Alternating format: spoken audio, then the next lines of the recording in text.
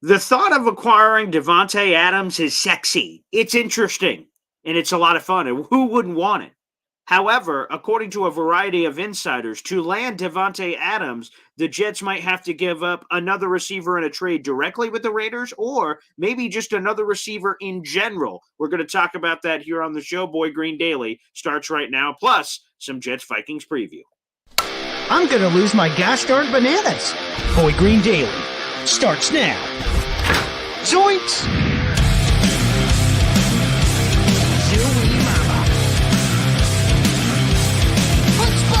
I made it clear that my intention was to play, and my intention was to play for the New York Jets. You're fucking depressing.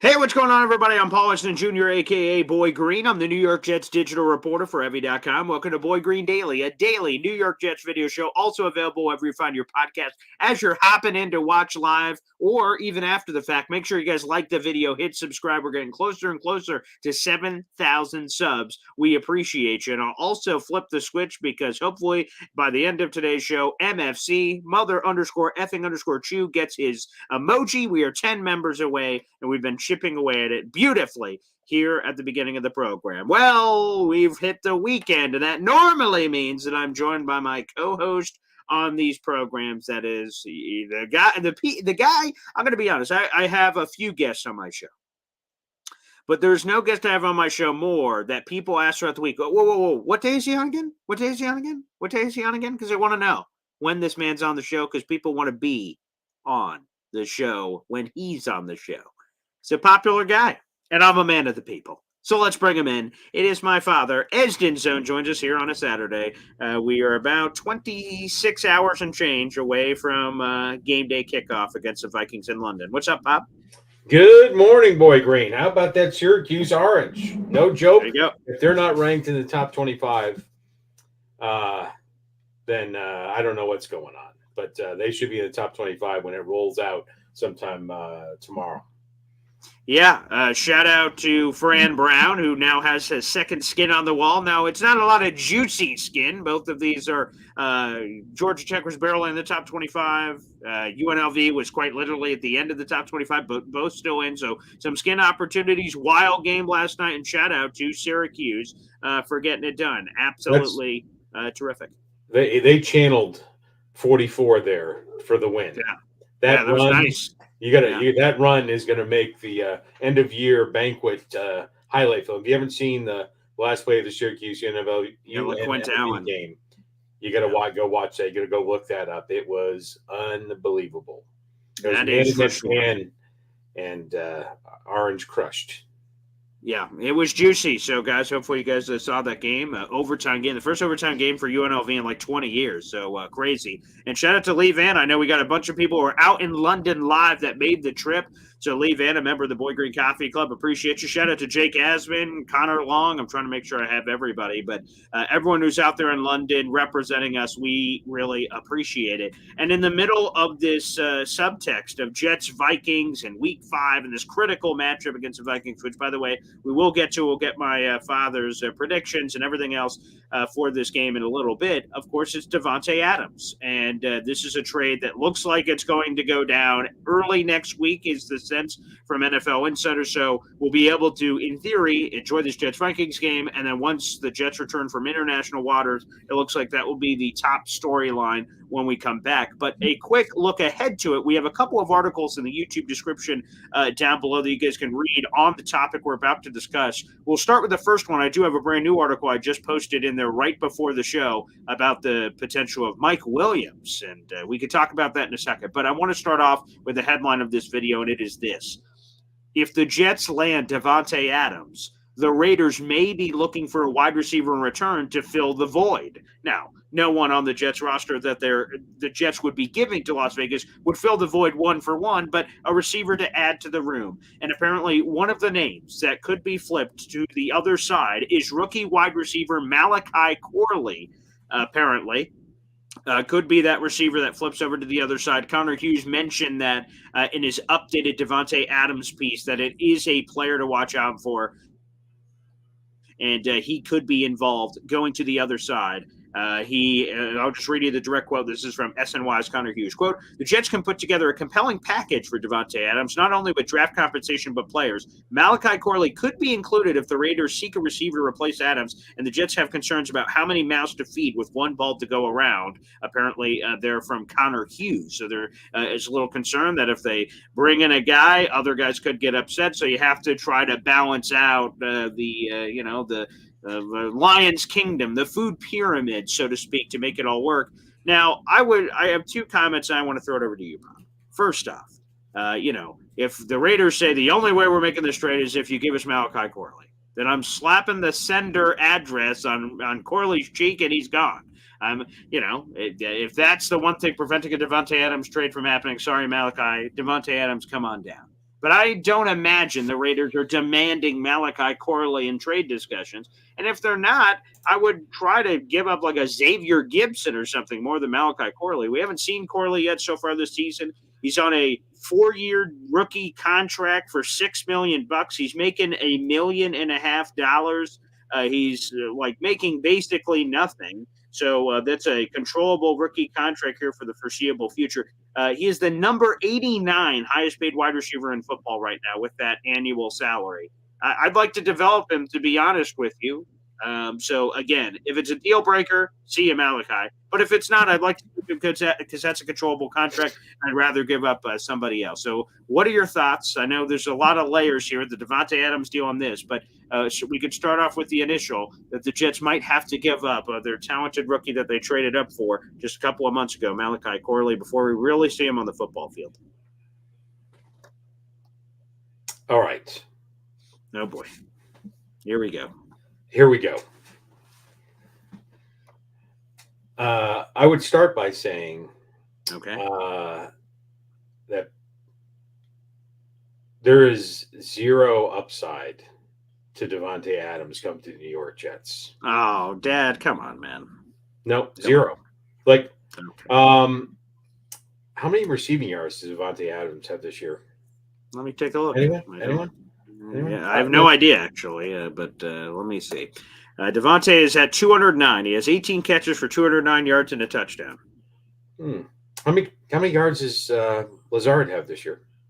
I don't know off the top of my head. 206 yards with 16 catches.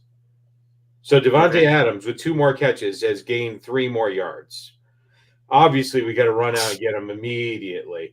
Yeah, no. The reason we don't need Davante Adams, unless he can block, unless he can shore up the middle of the offensive line, unless he is capable of rushing the passer, if he's added that to his repertoire, unless he can sack the sackless Jets against Bo Nix, that is not the reason the Jets are losing. This is deranged Jets fan syndrome. You see the shiny object. You're like a person that doesn't have a driver's license that wants to buy a new Lamborghini and put it in the garage. For what purpose? It doesn't help. This is not against the Jets. They don't need a wide receiver. Mike Williams is ramping up. He's coming up to speed. Why would you give away the future of Malachi Corley, who I see as Jets 2024 Jets version of Miles Austin, who was the original yards after catch champion, who broke out against Kansas City Chiefs for 240 yards a game. You didn't know his name outside of the Cowboys fandom before that. That's who it is, right? It's no need. If he was on the team, the record of the Jets would be the same. That's what you do. Oh, that's not true. No, that's not true. Again, Broncos game when Aaron Rodgers was trying to throw it to Garrett Wilson and he wasn't looking. When he was trying to throw it to Xavier Gibson and he wasn't looking. Davante Adams on this team, he makes both of those plays. They're in position. They win the game. He 100% at least in the 49ers. You got curb stop. There's nothing that would have changed that result. Probably not. I can agree on that one. But the only other loss on the docket is to Denver. and the guy that has incredible chemistry with Aaron Rodgers would have known where to go in those situations where there was opening on at least those two plays. So we could probably go well beyond that. So I would aggressively push back. You can aggressively disagree with me, just like you did last week. And how did that work out for you? Oh, geez. How did that work out? Oh, all the facial expressions from last week. Oh, we're a curb stop. Dad, you're an idiot. How did it work out? Weather was a surprising factor. Oh, it was the weather. You know, lame you sound right now? Lame.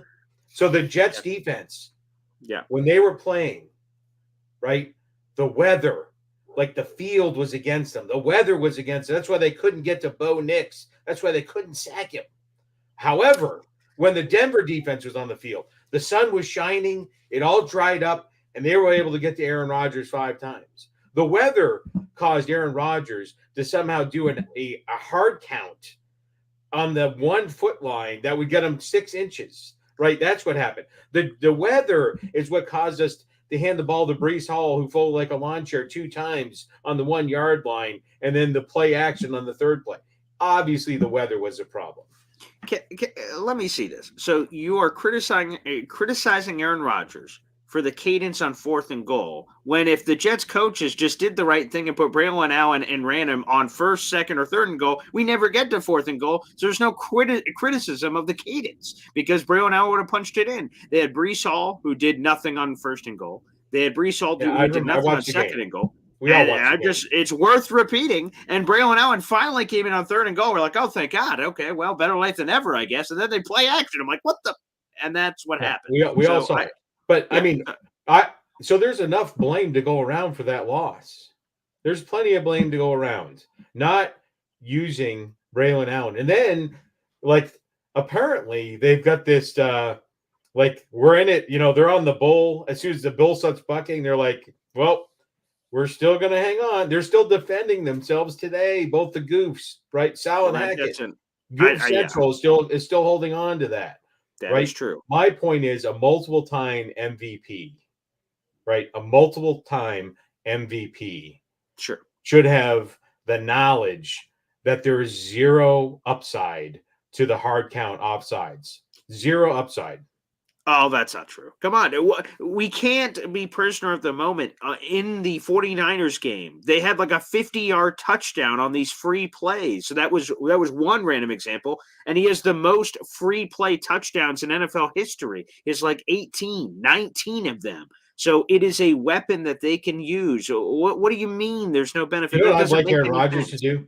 I'd like Aaron Rodgers to get down in a 3-point stance on the goal line, in a loud environment, in the rain, with a 350-pound man who's intent on taking your lunch money, while some prima donna's back there, blue. But the offense knows what the cadence. Well, they're supposed to know what the cadence is. You go in the huddle. Hey, blue bird on 3, ready, break. Go over there. The defense has no idea when he's going to step in. Blue bird.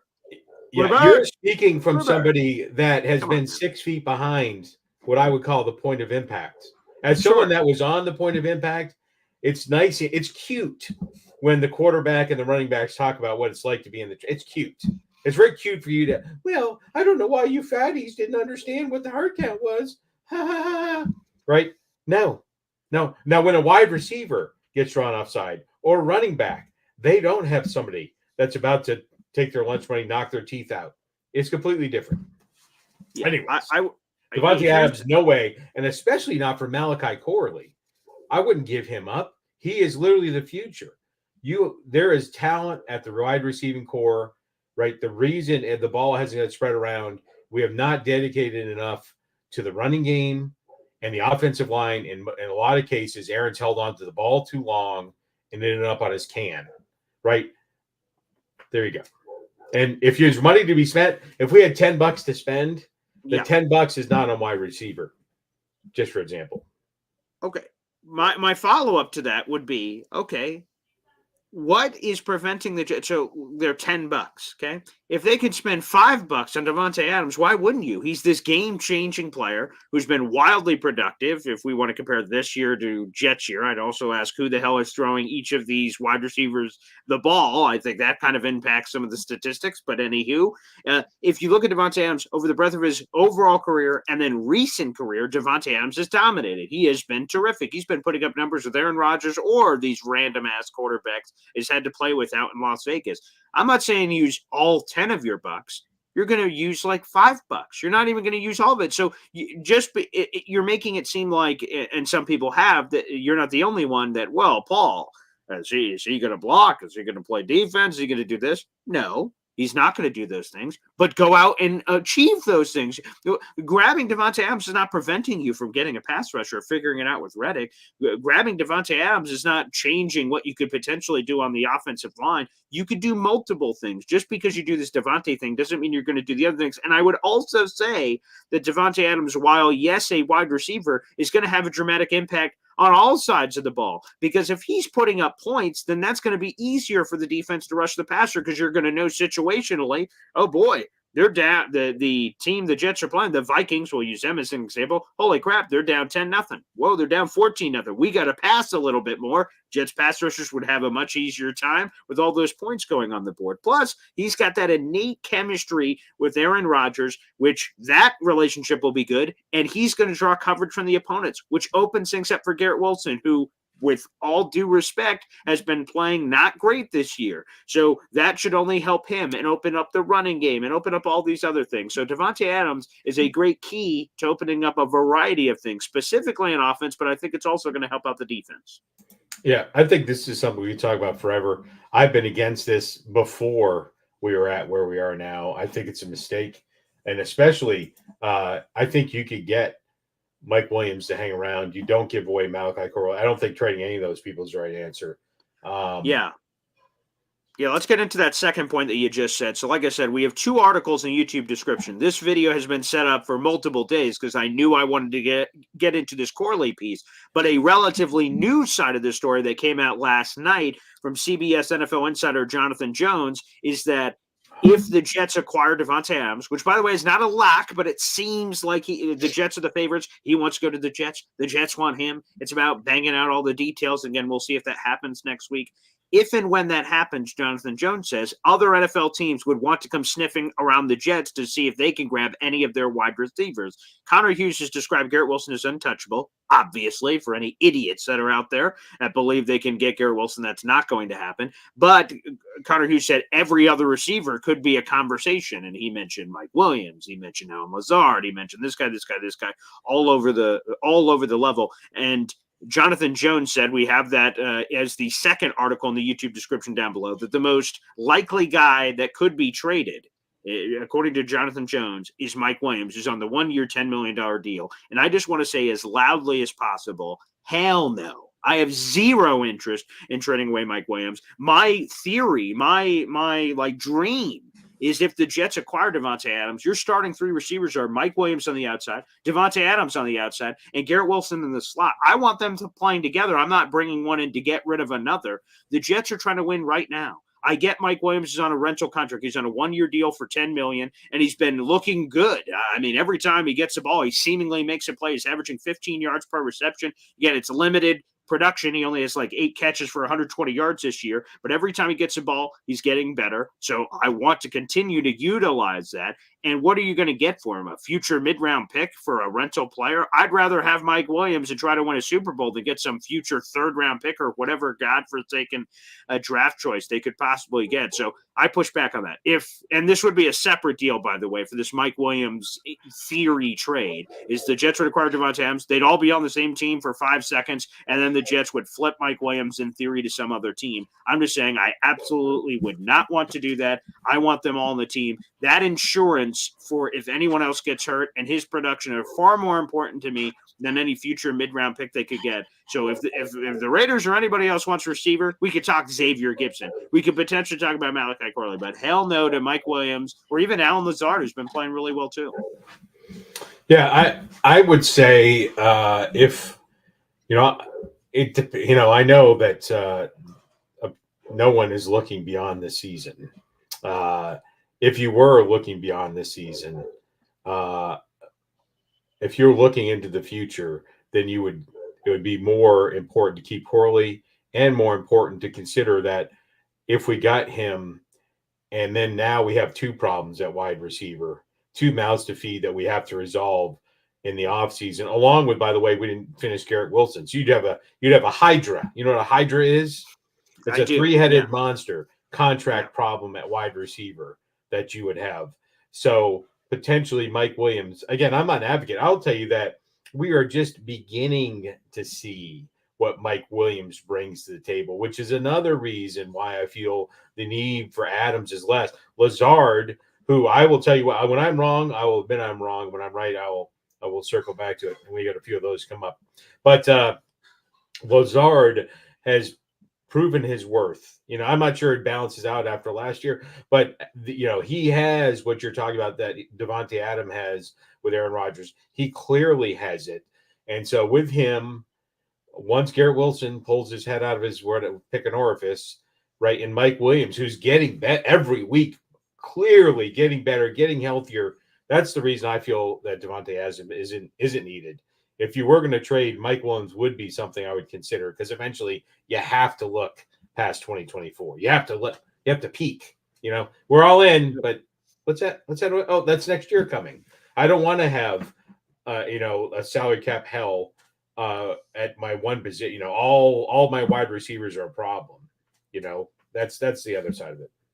Yeah, Alan says this: if G5 was playing like a number one wide receiver, this would be a moot point. I don't know if it'd be a moot point, because I think the Jets would be tantalized by, wow, Garrett Wilson's playing like this. Imagine what would happen if Davante was here. So I don't think it would be moot, but it would be a more interesting conversation. The fact that Garrett Wilson's playing like trash, I think, just highlights the fact that the Jets need a bona fide number one wide receiver, and in this particular case, like another guy who's available on the block apparently is Amari Cooper, your old former Dallas Cowboys star. And he's interesting, but he would be in theory the same as all these other players. He does not have chemistry with Aaron Rodgers, so you'd have to try to build that in the middle of the season.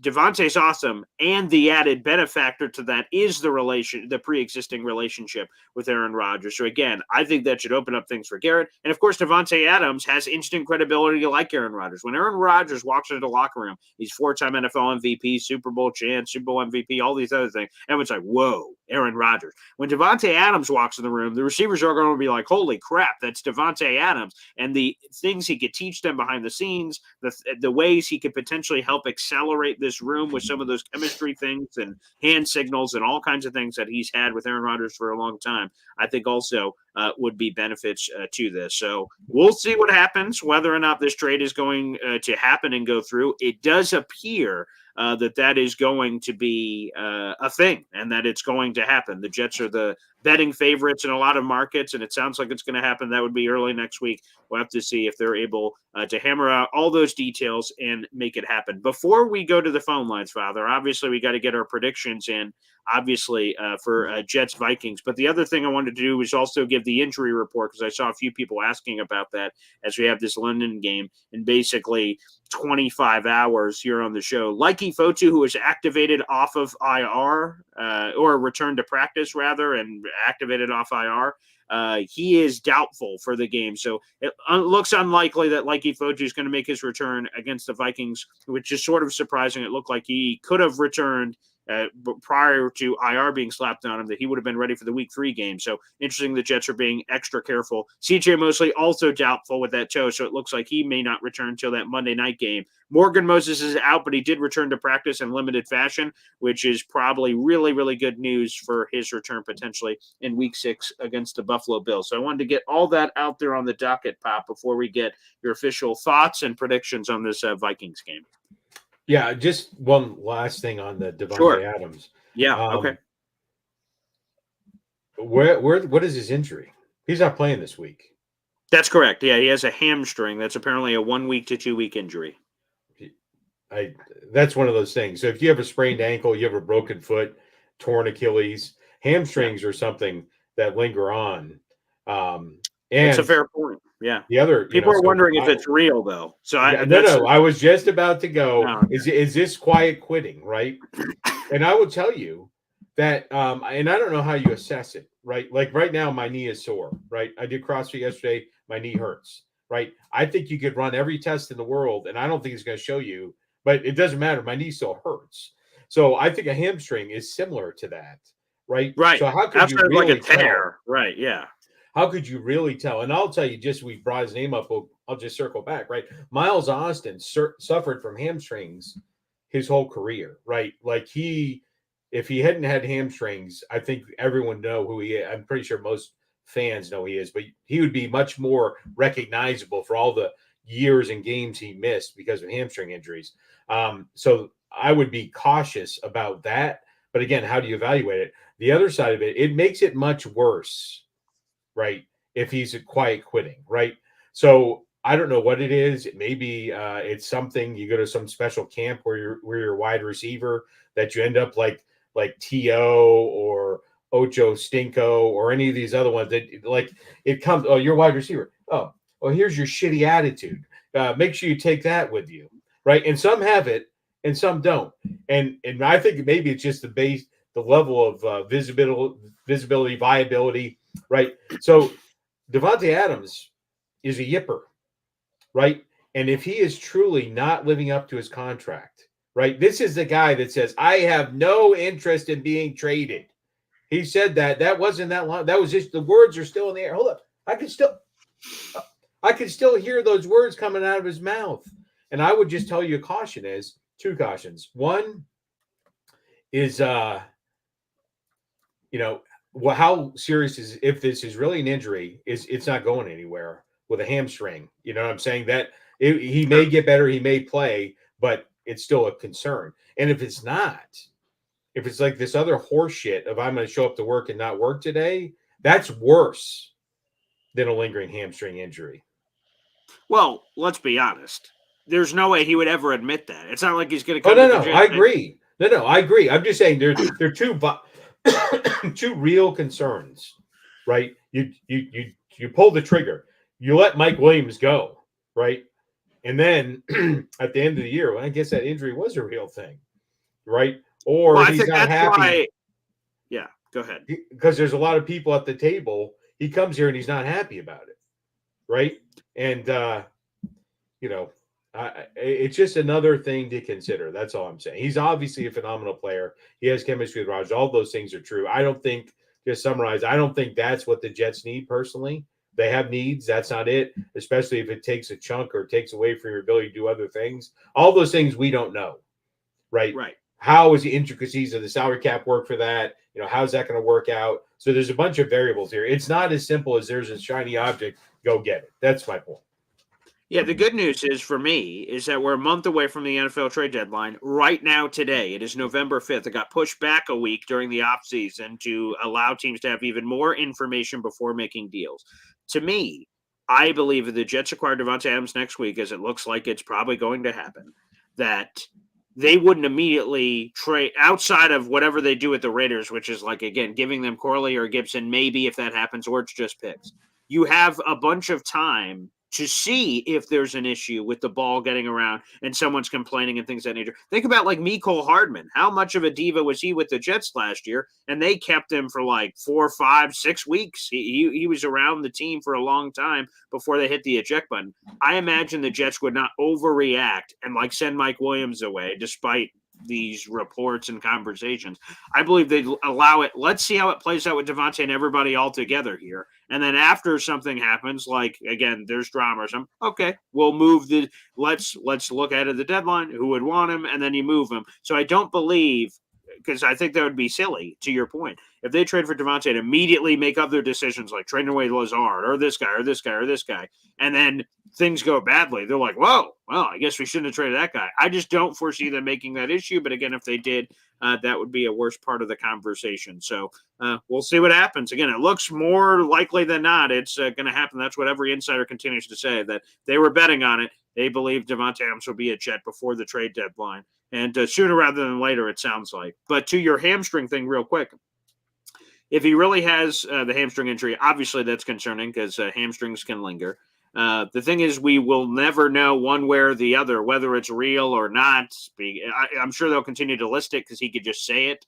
But That'll be the interesting thing. And then the quitting part of it, or the quiet quit, or what, because I've seen a few Raiders fans kind of tweet that out and put that into the universe.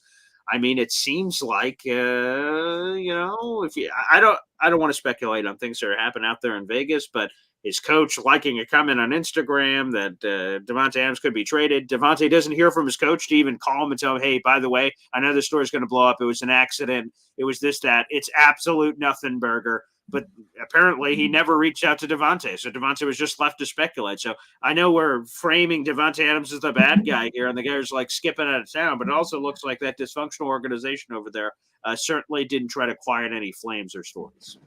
Yeah. Just for reality, any organization doesn't have to explain shit to their employees. They don't have to. No, absolutely not. Right, it's not equal. Unlike the confusion that people have nowadays, it's not equal. They are the employer. Davante's the employee. They have the right to do whatever they want to do as long as they stay within the bounds of the contract. And but wouldn't they want to make sure he's not disgruntled, right? So if they're like, oh boy, if he catches wind of this, he could get pissed off. We don't want him pissed off, or try to avoid the pissing. He could still get pissed off either way. But wouldn't it make sense? Like Davante Adams isn't player 53. He's probably player 1 or 2 on the team. Like, wouldn't you want to go out of your way to give him the heads up on a story? Again, that's the PR 101 of saying, hey, man. Yeah, but how do we know? We don't know that he didn't. Well, he said he didn't. I don't know. I'm just Davante could be lying. He also said 3 months ago he didn't want to be traded. Or 2 months ago, excuse me. Let me be more accurate. I have zero interest in being traded for the Raiders. Yeah, well. Things change. Yeah, things change. All right, let's before we open up the phone lines, let's get some Jets Vikings thoughts here. Yeah, so let me give you some numbers. Oh, please do. Okay. We're not going to assign a person to this. We're just going to read some stats. 932 yards, 69% completion percentage. 1,182 yards. 72.3% completion percentage, 840 yards, 64% completion percentage. Which of those do you think of those top? That's 1, 2, 3. One had 1,182 yards, 72% completion. One had 932 yards, 69% completion, and one had 800 some odd yards with 64. Which do you think? Which one of those is Aaron Rodgers? I believe that's the 64. Yeah, number three. What other thing do you know about that? Those X2 Jets, so those are all Jets quarterbacks, or at one time were Jets quarterbacks, those stats that I just went through. Yeah. The other difference is the combined of the other two is 7-1 versus 2-2. Anyways, and I will tell you the reason for it. Quarterback number 2, I believe, is Sam Darnold. Yeah. That is correct. So this is not hatred of Aaron Rodgers, this is not disparaging the Jets. This is what I failed to take into account. I predicted it was going to be a close game last week. And I predicted a Jets win, right? The factor that when we talked last week, you're like, well, player position by position, where are they better? And really where they're better, where the Broncos were clearly better, and where I believe the Vikings are clearly better. And the reason and I bring that up, and I'm going to jump back to why I brought up those stats. The reason why those two quarterbacks, right, Sam Darnold and Geno Smith, why they are flourishing is because someone has put them in a place to be successful, that built an organization around them, and they have good coaches where they are now. They don't have Gaze or whatever his name was, right, that Sam Darnold had, right? Yeah. And they've gone on to seed where they've had good coaching. Right? This year, hopefully not. If this year we look back and it's another year added without playoffs, it will be because of coaching, right? That was all to say that, right? It was not that we made a mistake when we drafted Sam Darnold. It was not a mistake when they drafted Geno Smith. It's what the team was around them. Do you remember who the leading rusher was in 2020, Sam Darnold's last season? You know who the leading rusher was? Frank Gore, I believe. Frank Gore. And you know how many yards he rushed for? I think like 700 and change. Under 700 yards. You know who the leading receiver was?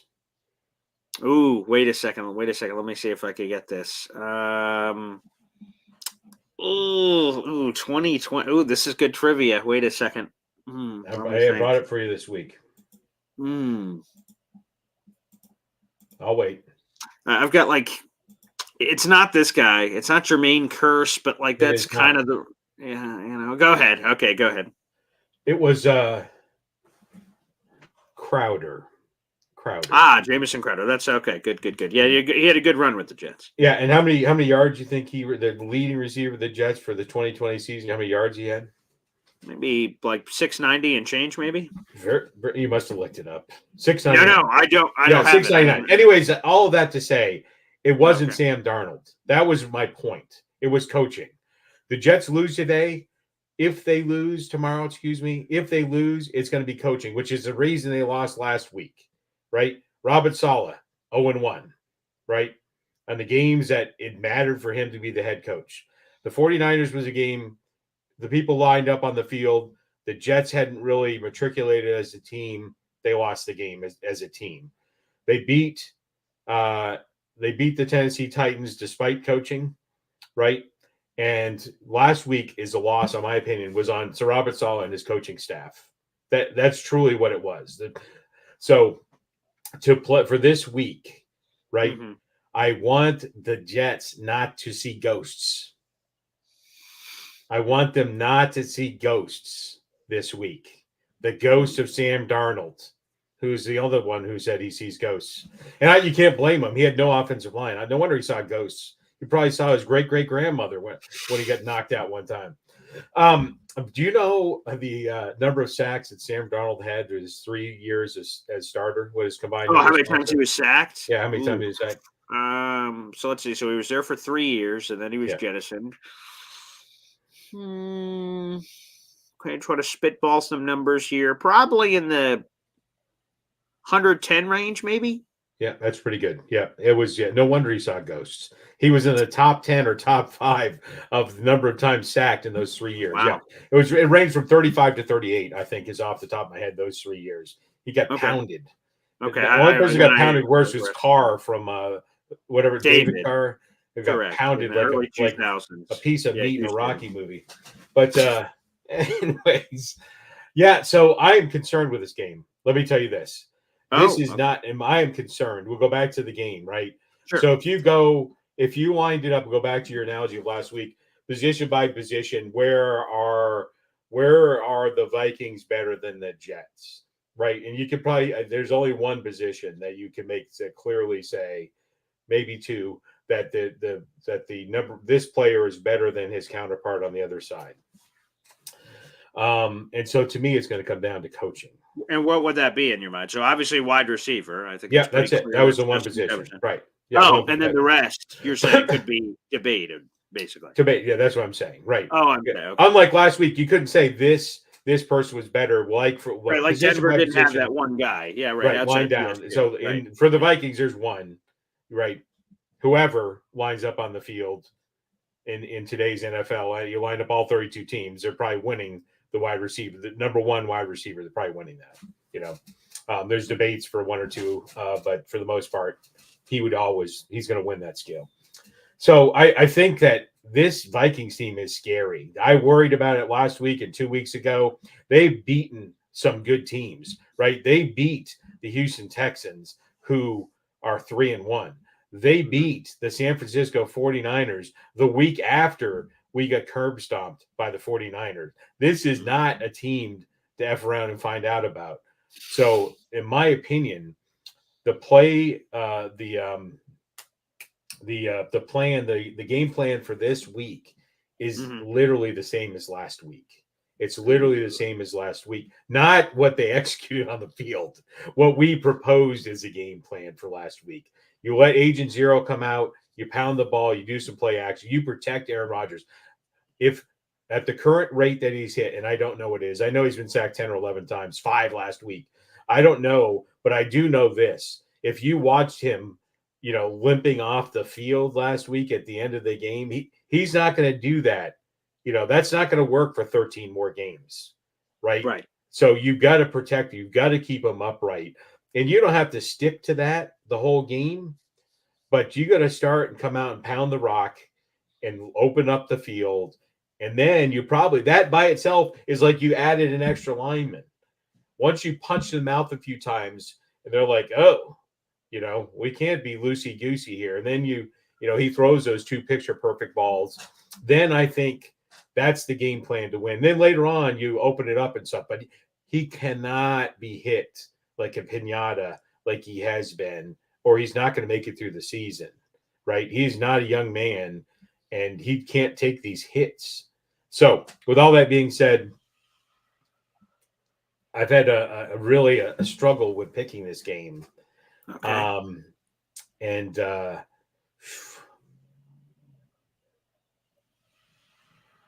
going to say it's going to be 28-21. Jets. Respect. Well, I will. Let me ask you this. So, by the way, I did not look up that 2020 thing. So, credit to me. Okay, I was pretty close on the Jamison Crowder stuff. Okay, that was impressive. So, I'm about to ask you another thing. Did you watch? We've had 2 Vikings insiders on this week in the morning and the afternoon. Did you watch either one? Bits and pieces. I don't think I watched all of it. Okay, so at the end, I asked them both for a crystal ball prediction of what they thought were going to happen. One Vikings insider believes that the Vikings would win by 10. It'd be something like 27-17. They said that's how it would go. Another Vikings insider said that the Vikings would win by 2 touchdowns, somewhere in like the 31-17 range. So that's just to give some context on where the Vikings people at. One Vikings person that joined us thought this season was going to be terrible for Minnesota, that they'd only win 4 games. So is that the guy that actually looked like a Viking? Well, I guess you gave the pitch at the more recent guy, Andrew Harbaugh, the big guy with the beard. You said he looked like a Viking, so technically, I guess both of them look like Vikings, I suppose. But it's interesting. So he said he's right on so far. If they lose every game for the rest of the season, he had them going 4-13. So it was kind of funny to hear a pessimistic guy versus a guy, our first Vikings guy, that looks very Thorish, Viking-like. He thought the Vikings were going to be awesome, and they've been awesome. So he said, nothing surprised me. This is great. This is what I thought. So we've had 2 different versions, which has been kind of interesting. Yeah, Sam Darnold's been sacked a handful of times, been sacked 10 times so far this season. There's a lot of analytics that say when he is blitzed this year, he has looked awesome. That concerns me a little bit because against Denver, I would have wanted to blitz up the wazoo against Bo Nix. For whatever reason, the Jets didn't do it as much, which I thought was a little bizarre, especially for a rookie quarterback. And considering the weather and everything else, I'm surprised that they did not the same way they did Jacoby Brissett. So I'm a little nervous about blitzing Sam because, he's had a lot of success against the blitz so far this season. They're obviously super stupid, talented. Sam Darnold, heading into week 5, had led the league in passing touchdowns. Baker Mayfield, I think, at a minimum, tied him, may have overtaken him on Thursday Night Football. So there's a lot about this Vikings team, which is pretty scary. But I think they might be full of their own cheese. They're not going to blow everybody out. They're not going 17-0, and they haven't faced any adversity yet this season. That one stat I continue to share, the Vikings this season have only trailed for 3 minutes and 26 seconds. That is by far the lowest amount in the league. They have not faced a lot of adversity in these games. They've blown out every opponent, which means, again, they could certainly do the same thing to the Jets. But I'm curious to see how this happens. The Jets have seen this Vikings team play similar style defenses with the Texans and 49ers and Packers back to back to back. So the Jets have some tape on how the Vikings are going to probably attack them based on similar schemes. So I'll be kind of curious. I'll be giving that prediction tomorrow morning. But okay, good conversation there, Pop, on all things purple people eaters. Yeah, I would also say that if a loss was to happen this week, sure, yeah. Look back, the Jets would be 2-3. Correct. And this is the easier part of the schedule as we looked at it. And I'm looking forward. It's similar. It really depends what Miami does down the road with Glasshead. But if Tua is able to come back and throw the ball like he has in previous seasons, those games are going to be tough. If they're not, those are game changers. What happens with the Dolphins those 2 games? But a loss here does not bode well for the Jets for the rest of the year. And I'm not saying this is a must win, but it's you can see must win from here.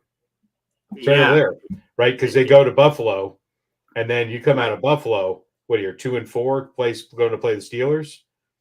I'm not saying that. I'm not predicting that, but I know Miami, New England's in there somewhere, but yeah. They're after Pittsburgh. No, you have the setup right. It is Vikings right now. Then it's hosting Buffalo. Then it's at Pittsburgh, and then it's at New England. Those are the next 4-pack that's coming up here for the Jets. So there's some toughies in there, obviously, as we're talking about here. But there also may be some opportunities. We'll see how they fare. And despite the start to the season, the Jets are only a game out of first place in the AFC East. So that's because there's only been 4 games.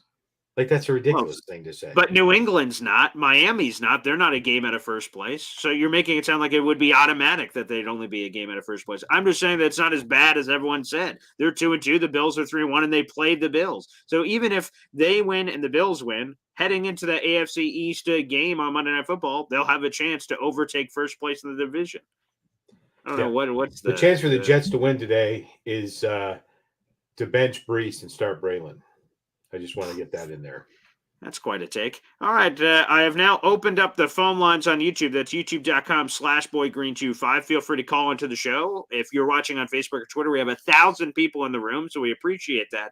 Thanks for all the support, everybody. Make sure the free thing you guys can all do is like the video and hit subscribe. That's something everyone can do. That is easy to do. But if you'd like to go to the next step, you can join the Boy Green Coffee Club. You could do that below down in the YouTube description. Feel free to do so. And like I said, you could call into the show. That is the pinned comment right now on youtube.com/boygreen25. Let's dip our toes into the call-in waters. And Hep joins us here on the show. What's up, Hep? Hey, Paul. Hey, Mr. Edson. How you doing today? Good, Hep. Good, Hep. How are you doing? Good. I'm okay. I told you, Paul, I've been talking to Quincy. He called me. I spoke to him again today. Wow. And yeah. He's a nice guy. I was telling him about the old chant we used to do, and the home of the Jets. Yeah. So I'm gonna keep a lookout for that. I hope they still Oh do my that one again. goodness. Hep, you will be solely responsible if they work that back in, because now they're just doing stuff like family on 3, 1, 2, 3 frame. I'm like, come on, man. Let's get back to the OG, the original. That was in our heyday. So if I see that, I'm gonna be screaming Hep. I'm gonna know exactly where that came from. So you deserve full respect for that. I hope that happens. Me too, guys. Anyway, he's a nice guy. And he said, I goes, do you got my jersey? I said, no, I'm an old head. I got Namath, you know? Yeah. And he goes, how old are you? I go, 62. He goes, okay, number 62. He goes, you got my respect. Oh, that's cool. Okay. Yeah. That's all right, nice. guys. I love it. I love Thanks, you. Hep. I'll see you on the rebound. Okay, appreciate you. Yeah, Quincy's a cool guy. He follows me on social media, so sometimes we interact. It's cool to see that Hep's getting pretty familiar there with Quincy. He's a good kid and a great story. A guy that got cut, he gets brought over here, and people are like, Quentin Williams' brother, cool. And Quincy's been able to make more than a name for himself, which has been a lot of fun. All right, let's go back to the phone lines. Johnny Boy joins us here on the program. Good morning, Johnny. BG, Papa Esden, what's going on? Good morning, guys. How's everybody doing? Hey, what's Good poppin'? Good morning, Johnny Boy. Hey, wide, all day, every day. First off, Hep is such an awesome dude, man. He's such a good person, man. Seeing that dude in the mornings coming in with the positivity that he throws, it just Good makes vibes. the day. Good So vibes. it's good vibes all day, every day. But I did want to ask you guys something, right? So I was waiting for Papa Ezen to come in. All right. With the whole Davante Adams thing and everything, right? Yeah. Something that I was thinking about the other day, and I didn't bring it up, but I forgot to say it at least, is, I mean, the Raiders aren't pressed to trade him, right? Is it more on our end that we're trying to trade him? Because couldn't it be almost like a Hassan Reddick situation over there, where they could be like, you know what? You're talking this type of smack, which he's really not, but they might feel like that and say, no, we're going to wait. We'll wait to maybe run the trade deadline or something like that. And then we'll go and see. Maybe there'll be a team that's be desperate enough to go ahead and give us $1 million for you. You know what I'm saying? I mean, what do you guys think about that? Well, two things here. First off, I think the difference between potentially the Hassan Reddick situation is Davante's been there. He's a respected leader in the locker room, and he's made it known that he doesn't want to be there. So if the Raiders want to hold hostage a leader on the team that doesn't want to be there, I think it's and I've heard this from a few people that cover the Raiders, that it's in the best interest, and this is their take, to just Like, you don't want to keep a guy that doesn't want to be there. Let's just try to accelerate this very quickly. Not just give him away for a 7th-round pick, obviously, but let's try to be very diligent in attempting to make a trade. And apparently, they started reaching out to other teams, so they're doing their side of it. So I get it. The trade deadline, as we mentioned at the beginning of the show, is a month away from today. So they don't technically have to do it very quickly. To me, I think they want to move on it because they don't want the distraction of a guy who isn't playing this week. But what happens when we get to next week and he's still not traded? Is he playing in the game? Is this hamstring injury a thing? Like, what's happening? Those are some of the things that are going through my mind. That's why I believe, and the NFL insiders are saying it too, that this is going to move quickly. I don't view it as a Reddick thing. I think his standing in the locker room certainly changes that dynamic. Pop, what say you? Yeah, I think Johnny Boy's right. The Raiders are 2-2, right? Sure. They are 2-2 in that division, and actually in a similar position of the Jets. And there's no reason they're not 0-4. They're not 1-3, and there's no rush for them, right? There's no win. No one predicted the Raiders to go. The Raiders are not the New York Jets. No one predicted them, right? They're on a guy, one of the few teams that ever hired their interim coach, right? So he walks out of this season. The Raiders walk out of this season 8-9 or 9-8. They're going to go, that's about what we expected. If they go 7-10, be like, that's about what we. So they're probably where they are, where they thought they would be, right? And so they've got nothing but time. They've got another month to the trade deadline. If I was them, I would see where I was at the trade deadline and then see what I was going to do. Why? There's no rush for me. Well, I guess you're paying him $1 million a week. Maybe that's the rush. And that you pay players. You're going to pay the salary cap, whatever. You're going to fill it up, right? There's very few teams that don't run around spending all the money in their pocket, right? They spend the money in their pocket. He's going to play, and if he doesn't play, it becomes more self-evident, more revealing that he is quiet quitting, which is going to lower his stock, right? So I let him come back for the hamstring. I see where we're at in 2 or 3 games, right? Coming up, they've got the Broncos, the Steelers, and the Rams. See where they're at, right? They're one of the few teams that beat the Raiders. I mean, the Ravens. They beat the Ravens. So their season isn't over. Your team doesn't get better no matter who you get by trading away Davante Adams, right? The Raiders won't be better after that trade. Why wouldn't they wait 3 more weeks? Because they had nothing but time. Interesting. I'm just curious, is Adams, and that was one of my big questions, and why I thought, even earlier when they went into Baltimore, beat the Ravens, I'm like, damn, I don't know if or when this Davante Adams trade is happening, because why would it? They're competitive. They're in the mix. Why wouldn't they? And when a few NFL insiders have been asked that question, why now? Like, where the hell did this come from? They're 2-2. They have the same record as the Jets. Apparently, there's some chaos, for lack of a better word, happening in that building, despite the fact that they beat Baltimore, beat the Ravens, but then they lose at home to the Carolina Panthers in blowout fashion. Antonio Pierce called that a lot of the players were making business decisions, and people are speculating if he was now talking about Davante Adams, which caused some of the turmoil inside the building. So that's the kind of why now. Yeah, because the record and things don't speak to it. Yeah, so right, because Davante wants it. Davante is an employee of the Vegas Raiders, and that's what he is, right? I could go to work tomorrow like, I want a Lamborghini. Shut the fuck up, Paul, and get back to work, right? I mean, he works for them. That's what people get confused. And right, maybe he's causing trouble in the locker room, which is why they're even considering it. But in the end, there's no upside for the Raiders to trade him now. And that's what I was saying. Just because I'm like they're almost on the same boat as we are. I don't know. Look, I'm one of the few that I don't think that Davante is coming here. Do I want him here? Yes. Do I think he comes to us? I don't. I think he's using us, right, to get him paid more somewhere else. And I've said that. Him and Rodgers are really cool, really tight. Rodgers has been on, TV. He's been on record talking in regards to he wants his boys to get paid. He wants his dudes to get paid.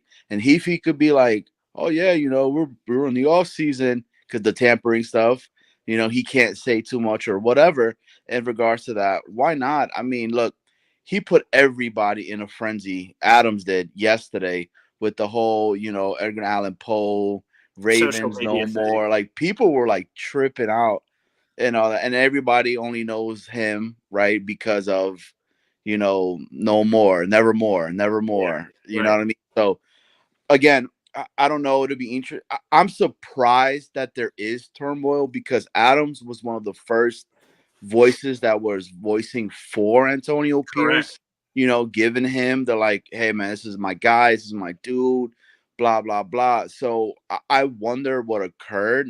Maybe they were like, hey, we're not gonna really throw the ball like that. It's gonna be more of a run, run, run, run, and then maybe a quick thing, my defense is this good that if I keep it close enough and everything, then we could win a game like that.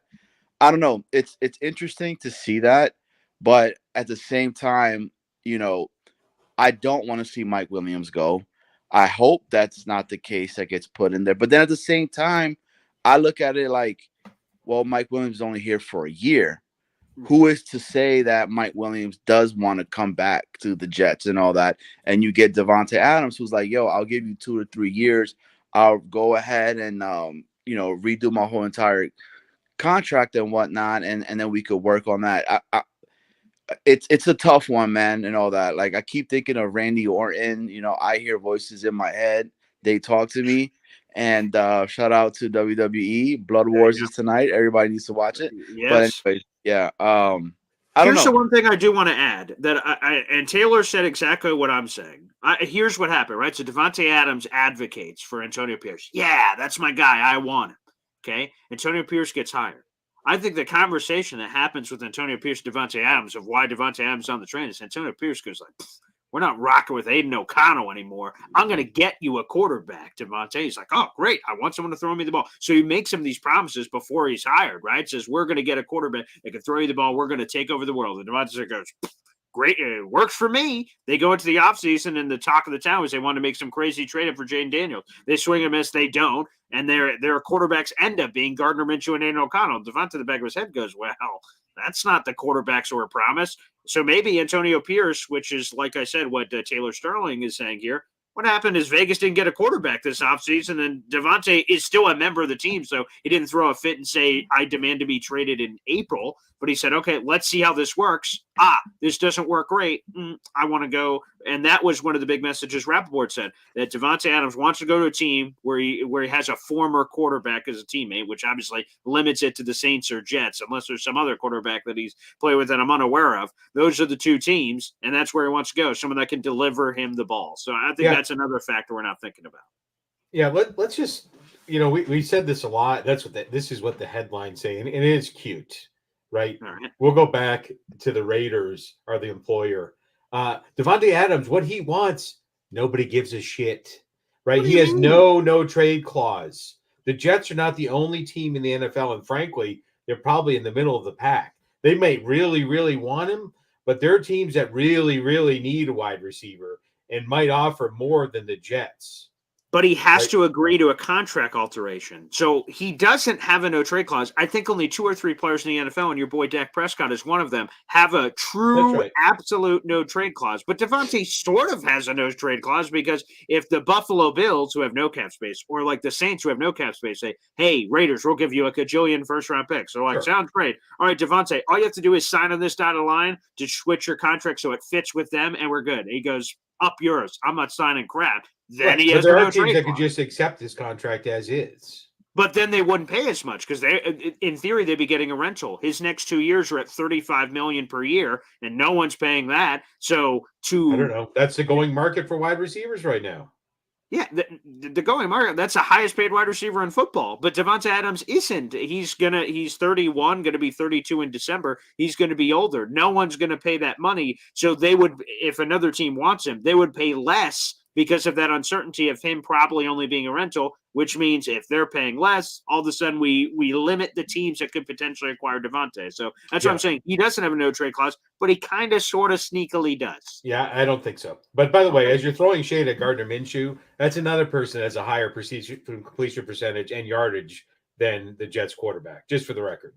Because we give out awards after the first 4 weeks of the season. Man, we should have traded for Gardner Minshew. I'm a big fan of Gardner Minshew. You're throwing shade on him. I just want to put the facts out. Because he sucks.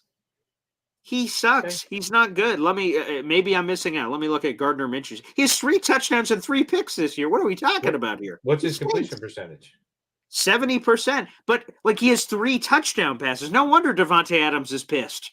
He only has 3. He has as many touchdowns as he has. That's because Davante Adams was wide open, running down. Oh, my hamstring. My you know what you got to put on that, right? Like Snowball was saying, put some Vicks Vapor Rub on it. That's right. And it'll fix everything. The last thing I wanted to say, I know you probably got other callers. Yeah. The whole Max Crosby thing, was that a legit stuff from him? That if they trade Davante, it's what was it? He said it's a package deal. Ooh, I've not heard that. Again, the only thing I heard was the pre-Antonio Pierce stuff, where Crosby said, if you don't hire Antonio Pierce, I'm requesting a trade. So it was his baller move. Although my father was employer and employee, he could say whatever he wants, so it's not going to matter. But, like, that's apparently what he said, and the Raiders were like, shit, okay, yeah, well, that's enough of a reason. One of our best players, sure, we'll keep Antonio Pierce. That's the only thing I've heard. If something has happened between now and then, something I don't know, that's fine. But no, I haven't heard any of that other package stuff or things of that nature outside of speculation from people calling on the show. Yeah, it was Max that went ahead and put something out that. Now I don't know if that's true. I don't know if it's an attack. Okay. If that is true, I am man enough to apologize to our offensive coordinator, to Easy. No doubt. I was crushing dude in regards to that. If that's the case, you know what I mean? But anyways, hey, I appreciate you guys, BG. Papa Esden, always a pleasure. Hopefully you getting some bacon today and whatnot. It's cooking right now. Oof. Yep. Hey man, I'm over here drinking some coffee, some Bustelo real quick, and hey, appreciate you guys. No Jets Worldwide tomorrow, right? Because there will be nobody watching that show tomorrow. You know what I mean? But I appreciate you guys, man. Keep doing your guys' stuff. Appreciate you, Johnny. Unfortunately, I'll have to see if is it streaming? What is it? What is it on? NFL Network. So I'll have to see if I can stream that because I'll be I'm flying to New York tomorrow. So it's during that window. So I'll be initially driving to the airport and listening to it. And then hopefully I can watch it in the airport before I board the plane. So Father FL Phil 98 asks, Pop, has the bacon started cooking? Or are you hanging around a while? I think that's also a request for people that are calling in, whether they're calling in to get a chance to chat with you or not. Or the big flood after I get up. Well, Imamji has not given me the high sign yet. She is, as always, doing a phenomenal job and cooking the bacon. Yes. So she is not. She normally sends me a bat signal on the bacon. I have not received it yet. Okay, so we will continue. With that being said, 1,000 people in the room. Make sure you guys like the video, hit subscribe. Let's keep it going. Speaking of apology tours to this guy, let's bring this guy on the show. Easy. Hey. Look, there he is. What's up, my Easy? Coffee. Yeah, there you go. All right, so I wanted to have some substance today, so I took some notes. Okay. So I want to be a better content provider to add to the show. So I wrote some notes down, and some of it addresses your Pop. The Davante Adams hamstring. It could very much be a business decision that I know I'm going to get traded. I want to get out of here. Every time Gardner Minshew throws me the ball, he throws it where I'm going to get my face killed, which is what he said on the sidelines last year in that thing they keep showing. He goes, I'm going to get killed out of here. I've never been hit so many times. Yeah, because he was throwing bad balls that got him lit up by the linebacker, yeah. Right. Now, Rodgers, even if he's got a wide-open guy with yak room in front of him, he won't throw it there if he sees the safety is going to crush a guy. He'll back it up to make the guy slow down and stop. That might be what Davante Adams is talking about. That, his quarterback is going to keep him alive to finish the season without having to sit in the ice bath after every game. The second thing is this whole thing with Malachi Corley. This very much reminds me of the bullshit they did with Denzel Mims. Who gives a shit if he knows the entire route tree? They could have had Denzel Mims running fucking post patterns. The guy was good. and they just let him sit on the bench and rot. And it's like they were punishing him because he couldn't figure out all the ins and outs of a pro football route tree. But they never utilized that kid the way they should. Another coaching decision, which I think is what they did with trading Codrington. Mm-hmm. Why is Gibson still back there when they had a kid, Codrington, who every time he caught the ball in preseason lit shit up? Every single time he caught the ball, it was excitement. And here's my trade to get Davante Adams. Okay, send it in. We have 3 third-round picks this year. I think we only have 2. No, I thought we had 3. Yeah, I'm pretty sure we have our original and the one from the Lions. I believe that is our 2 that we have. I'll double check that right now, but let me see. Just give them up. Give up the 2 3s then, okay. and get them in here. 2 3s. You don't think they would take 2 thirds? Yeah. I'm sure. That's better than one. That's better than 1 second rounder. Yeah, third round picks. There's some Hall of Famers with third round picks now. Yeah, the Jets have extra picks in the 3rd round. That extra one from the Lions. They have an extra pick in the 6th round with the Chiefs. So that's it. They only have 2 thirds and 2 6, and they don't have their 7th. But besides, I'd give him 2 thirds and 1 of the 6th. Get his ass in here. Okay. They're rebuilding. Right. 2 third-round picks and a 6th rounder. I mean, if not for nothing, they could use those 2 thirds and a 6th to trade back up into the 1st round to help out. The Raiders could.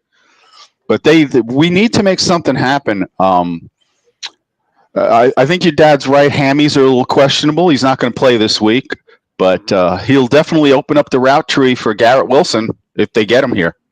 Sure. Plus the fact that he can teach. He's a good guy, and him and Rodgers are best friends. If you have 2 happy players, that's really going to help the team. Getting him here would make Rodgers ecstatic. They could go out and play golf on Mondays and stuff. I like it. Well, before the weather turns cold, Well, that's true. That's quickly turning. Yeah. That's Thursday.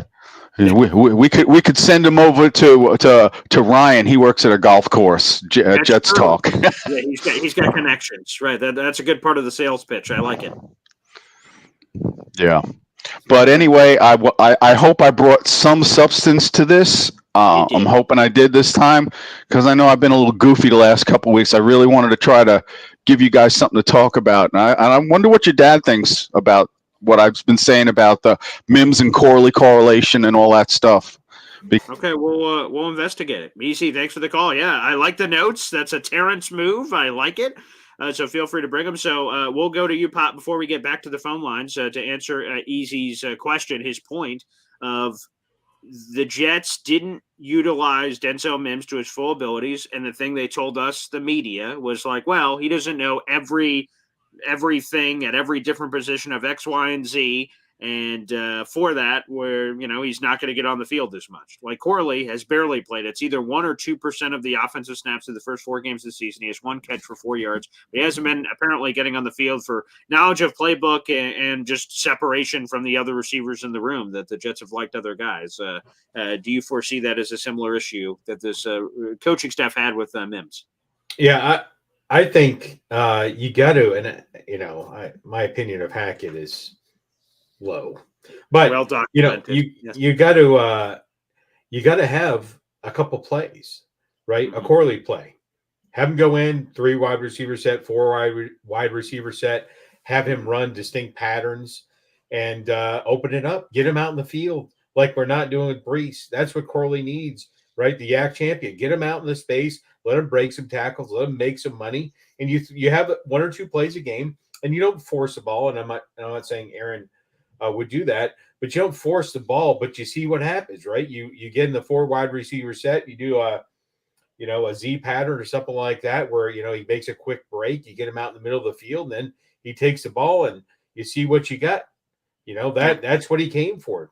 You have that play, right? He's not, the number 2 guy, and, he brings a lot of excitement. He has a lot of talent. You got to show it. You got to see what you have, and they need a spark. And he could provide that spark 1 or 2 times a game.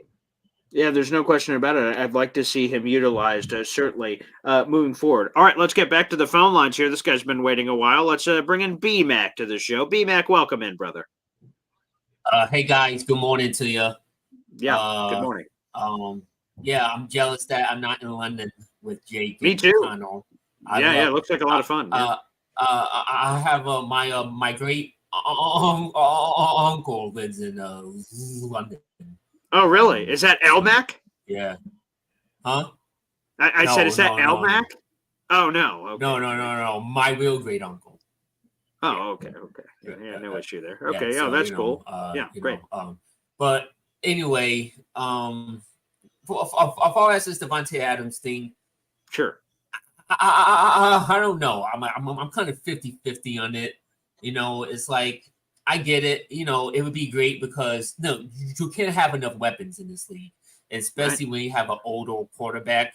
You know what I mean? Like Rodgers, he can't elevate the wide receivers that he used to when he was like 25, 30 years old. Like just look at Tom Brady when the Bucks won the Super Bowl. You know what I mean? Like they'll load up a ton of weapons. They had weapons still, but they'll load up a ton of weapons with his friends, Gronk, AB, they brought in Leonard Fournette, and then the ones that were there is Mike Evans, Godwin, and then Scotty Miller and them. So I think with Peyton at Denver, the same thing. They loaded him with a ton of weapons. So when you bring in a veteran Hall of Fame quarterback at the end of their career, you need to load up weapons for them and do everything as possible because they can't, do it by themselves when they were younger. So, and plus, the chemistry, yada, yada, yada, and that stuff. But and then on the other hand, it's like, I don't know, like Davante has acted like I'm not, or he has kind of, I don't know, like it seems like, like your dad said, like if you bring him in, now you have this problem with, now you got 3 wide receivers, who are going to want to get paid. Now you have this issue. Davante has been kind of a headache, I would say. I was about to say diva, but he has been kind of a headache, as to say. And I get it. I get why, the Raiders are terrible, but he kind of did the same thing with the Packers. He wasn't happy. He didn't want to be there. And then he went and, went to Raiders and played with Carr. That fell apart. And now he doesn't want to be there. And there's one thing about is about this injury, like like Parsenio, like you said, it can be worse in 2 ways. If the hamstring is real, that's an injury that can linger throughout the season, and if he's using the hamstring to get out, then that shows that he's just purposely quitting, and he's trying to get a free pass out. So I don't know if you want that in your locker room. Wow. Especially when, and look, I love Davante. I mean, being a Pack boy, he made some incredible plays, incredible moments, but I just think that I just think that yeah, I don't know if you want that in your locker room. I don't know. It's just a weird thing right now. Well, what's your question to that? And then I got a second question.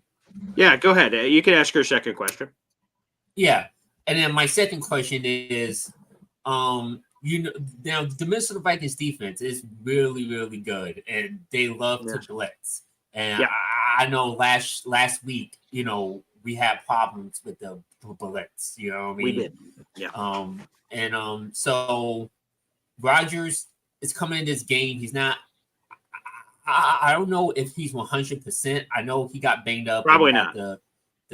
But do you think he can deal with the blitz tomorrow morning against his Viking D? Because Brian Flores likes to blitz, and now I think Rodgers can handle the blitz, but I think now since he's dinged up and all that now, like, do you think he can deal? Do you think he can beat the blitz? Yeah, good question, B-Mac. Thank you. We'll answer that. Rodgers was very upfront on the Pat McAfee show that he has a swollen knee. but he said it's nothing. It's nicks and bruises. He was removed from the injury report. He was limited, then full participant. Now he's good to go for the Vikings game, so he's going to be just fine. Can he handle the blitz? I think there's no question Aaron Rodgers can. It's whether his players can, his teammates. If Breece Hall could pick up the right side, it seemingly on the surface looked like somebody made a mistake, whether it's an offensive line in their shift or Breece Hall and not picking up the right guy. So that was immediate right off the beginning of the game. Aaron Rodgers got sacked and hit. So, it's a good question. By the way, Pop, you are popular among the fans real quick. DFF1234 with a YouTube super chat coming in, which means Zariah Luna. Wow. Your pop is good. Okay, DFF1234 is a fan. I wonder if our next caller, and right before we get to him, actually, FL Phil 98 gifting a membership, which we appreciate. Play the chimes. Charleston Jets Rube, you are now a member to the Boy Green Coffee Club, and we are 9 members away for old MFC. We're getting so close. We're on the precipice. We're on the goal line of pushing it over for MFC getting his emoji. We'll see if we can get to that. So there are some people that are fans of you in the comment section here, Pop. I wonder if this next caller is a fan of you. Let's find out. Alan joins us here on the program. What's up, Alan?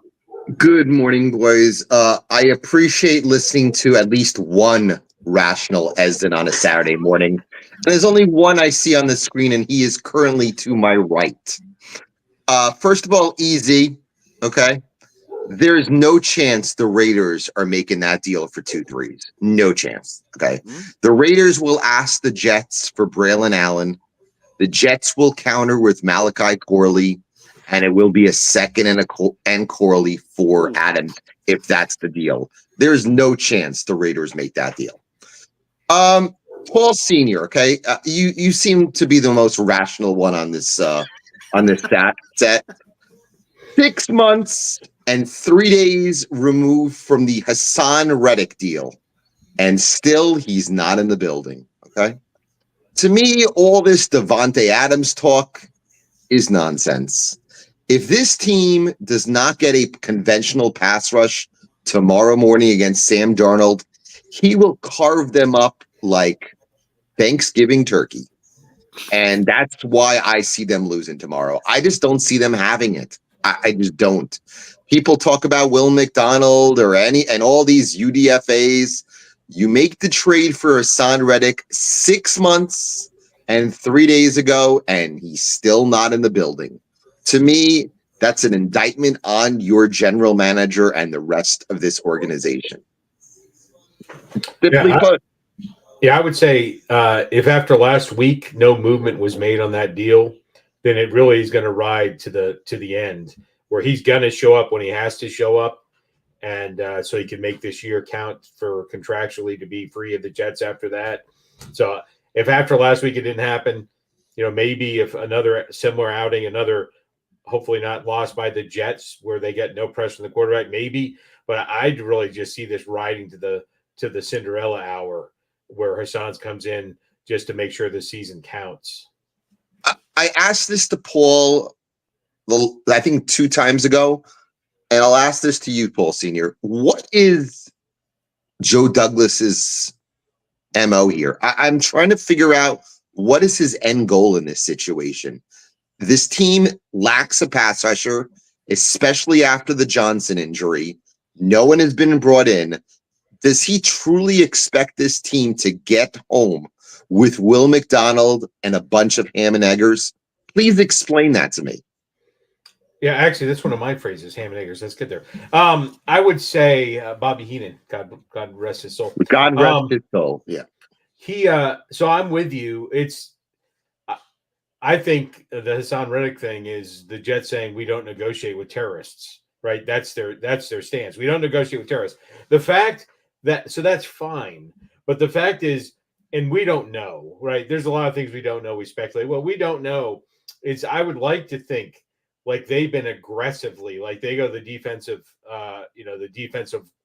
coordinator, the defensive line coach are like, all right, man, who's your top 5 people that you would go get? And what have they tried to? What overtures have they made to fill this gap in other ways after the injury, right? But I think the hardline stance of not negotiating with terrorists for Hassan Reddick. I think they're going to stick to that. That's a strategy. But I would have liked to think they've tried to make other moves, and it just hasn't worked out. So, but the question to counter that is, the deal was made on April 1st. You knew that he was going to want to renegotiate his contract. Why make the deal in the first place if you knew that he was not going to play at $14 million?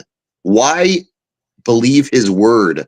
You got to believe with pen on paper. I'm trying to understand the logic of Joe Douglas and the Jets in this situation.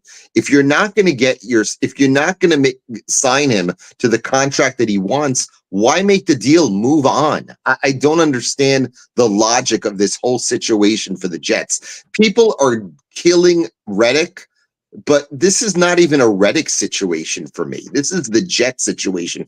I'm not even thinking about Reddick here. I'm thinking about, what are the Jets thinking? What were their other options if they were not going to sign him at that time? I don't get it. I still don't understand it. Yeah, I think it's when they were sitting down the table, looking him in the eye. He said, "I'm willing to do this." They took him at face value. We don't know. We weren't in the room, but I can't imagine they're, well, we hope it's going to work out. So I think, now it's a scar that the Jets in the future are not going to. They're going to, trade and sign or sign and trade. Like, we don't leave this table. Here's this contract. Here's the trade paperwork. We're going to sign these as close to simultaneously as possible here, or we're not going to do the deal, or you make it part of the deal. And finally, again, I say 27-17 Vikings tomorrow. I think it's a tough matchup because I just don't think they'll get home with their conventional pass rush. If they expect to get home with strictly a blitz, Darnold's gonna eat him up. He really will. That's a major issue for me.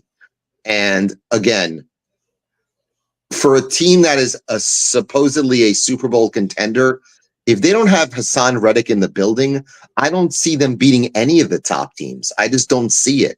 I don't see them getting an opportunity to beat a Ravens or a Chiefs or even the Bills without a conventional pass rush. And there's no one else coming in. I don't understand the logic for a team that has a 2-year window when you have a guy in your building and 6 months ago you could have had him signed. And now it's a complete pissing contest between the player and the team. So I just don't understand what the end goal here is, and no one has truly explained it to me. So I appreciate you guys. And Paul Sr., I live here in Dallas, so I deal with a bunch of Cowboy fans. And it's funny to watch the Cowboys here because so many people hate Dak so much. But it's comical to watch it. So I appreciate Paul. And maybe next time you could teach your son a little reality. So thank you very much, man. I appreciate it. There he is, Alan joining us. Pop, I know you have to go. The bacon is cooking. You're going for the bacon. So I appreciate it. The bacon signal. There's the bacon signal. All right, Papa. I'm going to hang on for a few more minutes to answer a few more questions. But, Papa, enjoy your breakfast. All right. And everyone, let's go Jets. And Boy Green, I'll see you Tuesday night.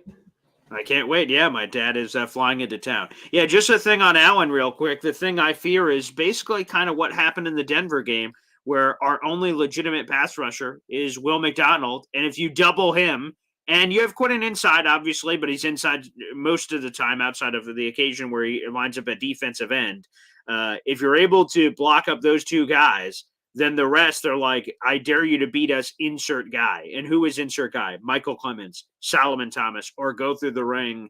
And I think that's where some of these issues are. That's why I would love to see Hassan Reddick here, because I think he is a major difference maker from that standpoint. We have EZ, another YouTube super chat coming through. And every time we get a super chat, we hear from my daughter, Zariah Luna. Let's let her chime in here. Wow.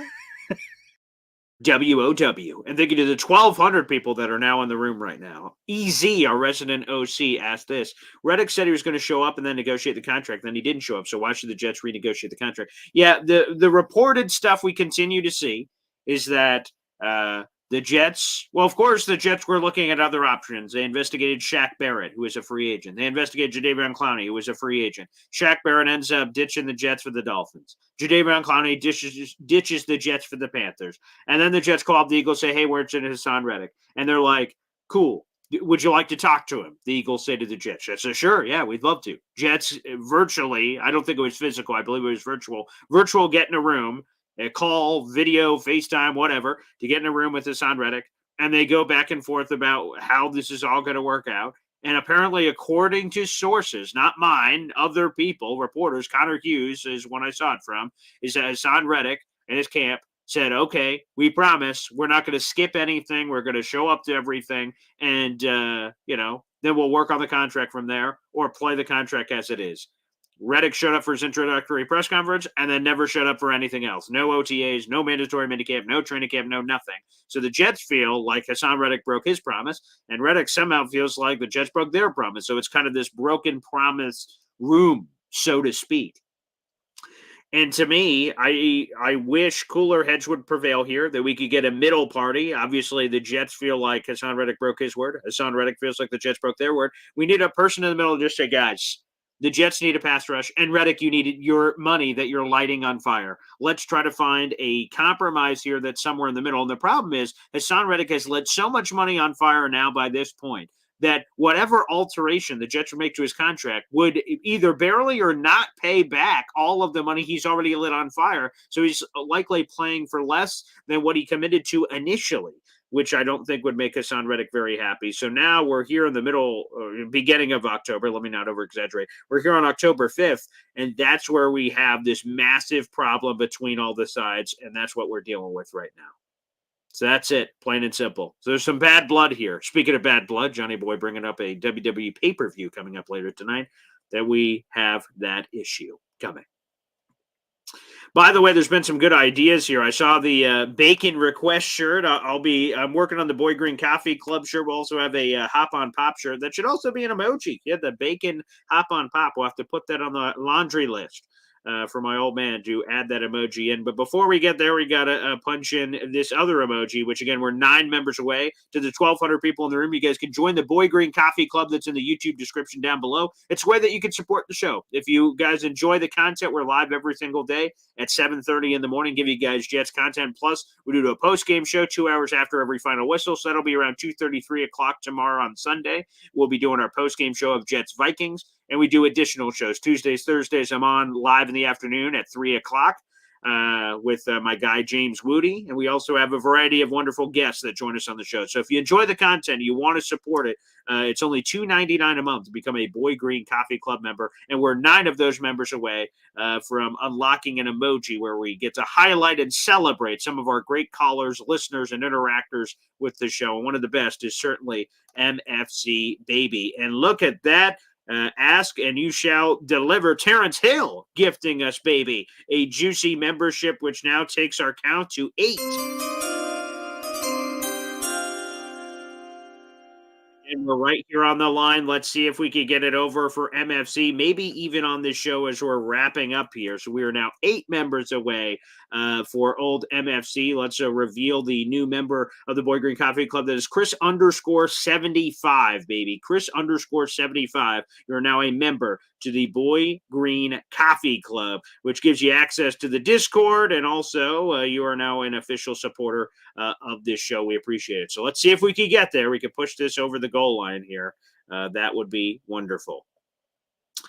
Chris Cortez says, that's a shirt I will buy, Boy Green, a bacon hop on pop shirt. Yeah, we're actually probably going to use the picture that Johnny Boy took of my father with the bacon. So keep an eye out for that. We'll try to put that up on the shop, and we'll let you know in the YouTube community section as well when that's there. And look at our number 1 Austrian Jet fan, baby. Boom shakalaka. So let's update the banner. We're now just 3 members away from MFC punching in his ticket, baby. Yes, yes, yes. You love to see it. Let's play a chime, of course. We don't play all the chimes anymore, but a couple video specials here. Jets Escalator. Our 5 new members to the Boy Green Coffee Club: Ryan L., Salem, BP York, Sluggo, and Christian Bainbridge. You are all now members to the Boy Green friggin' Coffee Club, baby. Booyah! All right, our favorite Austrian Jet fan getting involved. Shout out to our favorite Austrian Jet fan. Shout out to Terrence. We're right there, baby. Just 3 members away. We're right on the goal line, baby. Right on the edge of doing it. So let's get this emoji, baby, as Austrian Jet fan likes to say. Let's get it. Abso-friggin-lutely. And you guys that are all now new members to the Boy Green Coffee Club, this is our Discord link. It's an app you can download on your phone. We talk about New York Jets all the time. There's exclusive pictures, videos, comments, guest conversations, plus talking about other things that are coming up on our docket, like a future Boy Green tailgate next year. You guys can join the Discord. You have to be a Boy Green Coffee Club member to be a part of the Discord. Terrence gifting a membership, baby. We are now only 2 away for MFC. I love the drama as we're building this thing. Shout out to Terrence for getting involved. Let's play another one of those chimes, baby. Joe Fliz, you are now a member to the Boy Green Coffee Club, baby. We're right there. We're right on the edge of getting it for MFC. The freaking big supporter of the show, mother_effing_chew. Love it. Another one, as old Terrence Hill says here. Beautiful. Another one. DJ Khaled on him. We love it. Let's go. Let's push it over the top. Let's get this done today. Just 2 more away, baby, before I sign off. We're here 9 o'clock on a Saturday. We're almost exactly 24 hours away from it coming to us here, this Jets-Vikings game. Chris Cortez, he pushes it 1 step closer, baby. We are now just a single member away from MFC getting his emoji. Let's play the chimes. Simple Eats, you are now a member of the Boy Green Coffee Club, and shout out to Chris Cortez for making that happen for you, baby. You love to friggin' see it. We are now just 1 away, baby. Just a single member away. The drama, the suspense, the buildup is all here, baby, for it. Who will be that individual that helps us push it over the friggin' goal line? And there it is, baby. Sweet Lord have mercy. We'll go to Galatron first, who gives us a 5-pack combination. Come on now.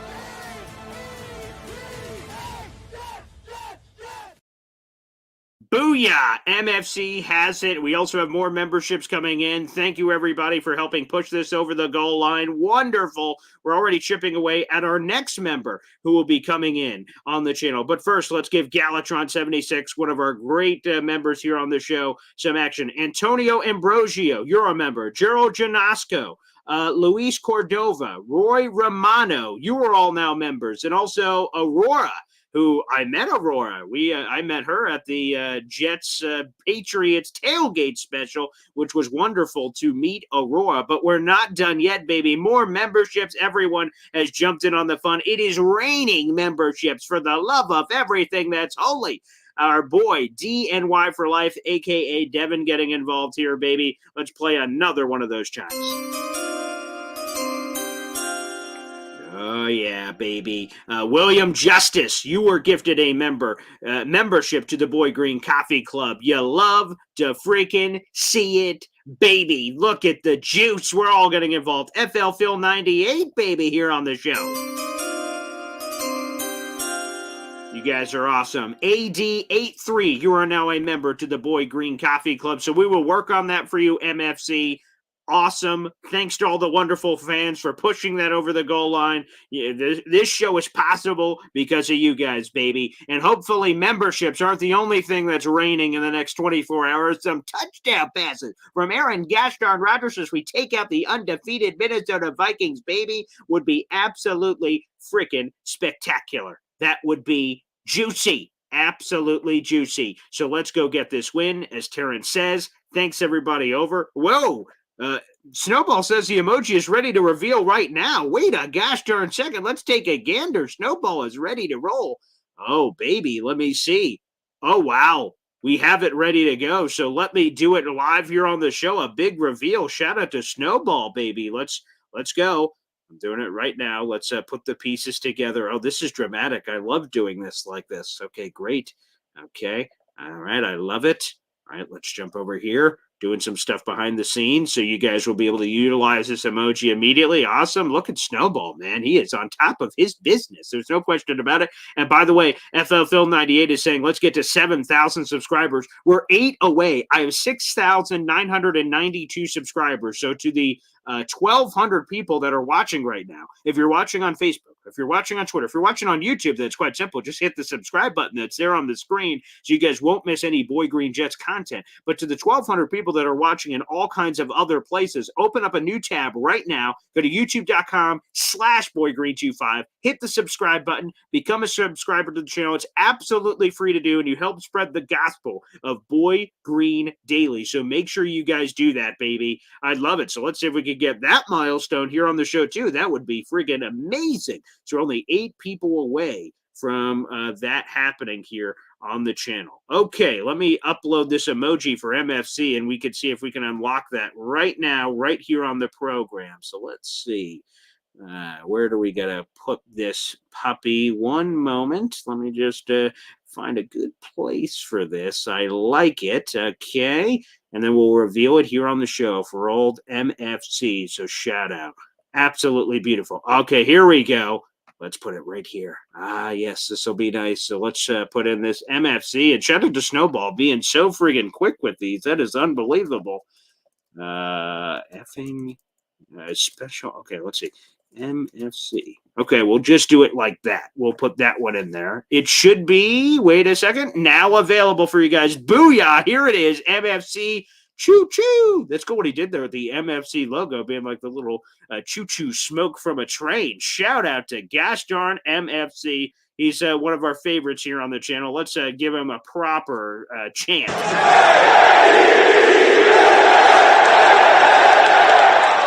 And one more time.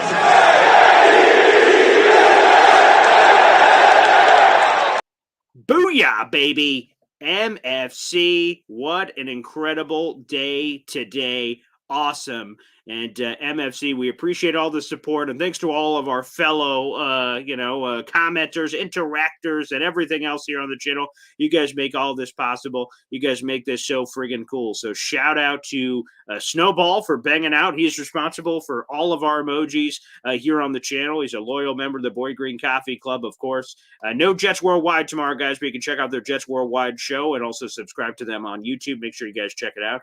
And FL Phil 98 says we need 7,000. So let me hit the refresh button over here and see if we're gonna see if we're there right now. Okay, so let's see. So that's another thing we'll see if we could get to. If not at the end of the show, we'll see if we could get it at some other time. So shout out. You guys should see it in your emoji con if you refresh it.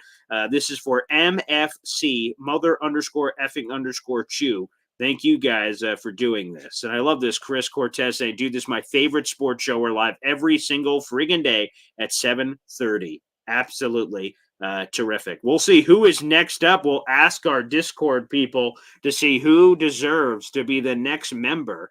FL Phil 98 saying Ted. Ted would be NY Jets FL, would certainly be on that list. I think Ted should be the guy. He would be a wonderful guy to add to it, but we will make that official there in due time. Terrence Hill saying, let's get to 7,000. Yeah, baby, hit subscribe. It is youtube.com/boygreen25. This is exclusively New York Jets content on this channel all day, every day, baby. So make sure you guys hit it. Hit the subscribe button, baby. Okay, shout out to Terrence, who's great show today, y'all. He's on his way to Tampa and back. Let's go Mets as well. Yeah, shout out to the Mets. After a day off yesterday of baseball, the Mets get underway against the Phillies today. We got a 4-pack of baseball for all you guys as well. Absolutely. Way to manifest everything. And Johnny says we needed an emoji of Ted working out, right? Sculpting the body. That's probably it. That's probably it. That's probably the way we should go. But I leave all that in the hands of our guy, Snowball. I normally don't really direct a lot unless he has questions for how he should be doing these emojis. I allow him to utilize his creative liberties. I don't like, kind of containing him and putting him inside a box. I normally don't do that for him, but we'll see if we could do that. Well, everybody, thanks for an amazing show. It was awesome. Appreciate everybody for jumping on the program today. We'll be live on tomorrow morning for essentially a pregame show of Jets Vikings. It'll be myself. It'll be James Woody. It's at 7:30 in the morning. We will see you guys there. I'll also be live 2 hours after the final whistle for Jets Vikings post-game show. So we will also have that coming for you there as well. And Johnny Boy asked about the watch party. TBD if we'll be doing the watch party. That's a conversation happening right now in our Discord. And make sure you guys vote on that as well. And you guys can check out that question I've been posing in there. Snowball says, I'm not touching Ted's body. Thank you. So sorry. So for the people looking for a Ted body, we'll see what kind of emoji he cooks up. I'm sure it'll be great no matter what. And finally, Chris Cortez saying, check out Boy Green on the Score 1260, the Man Shout Show. That's true. You can check it out on a TuneIn app, on Odyssey, also the score1260.com. It's also the Score 1260 app. That's how you guys can listen to it. It is Monday through Friday, 10 to 12, and on Saturday we have a best of show. So if you haven't gotten enough Boy Green, I don't know how that would have happened, but you guys could get even more Boy Green. We talk about Syracuse football, basketball, Jets, Giants, Bills, a little bit of everything. Anywho, thanks everybody for tuning in. We appreciate the support, and we will see you soon right here on the channel. Take care.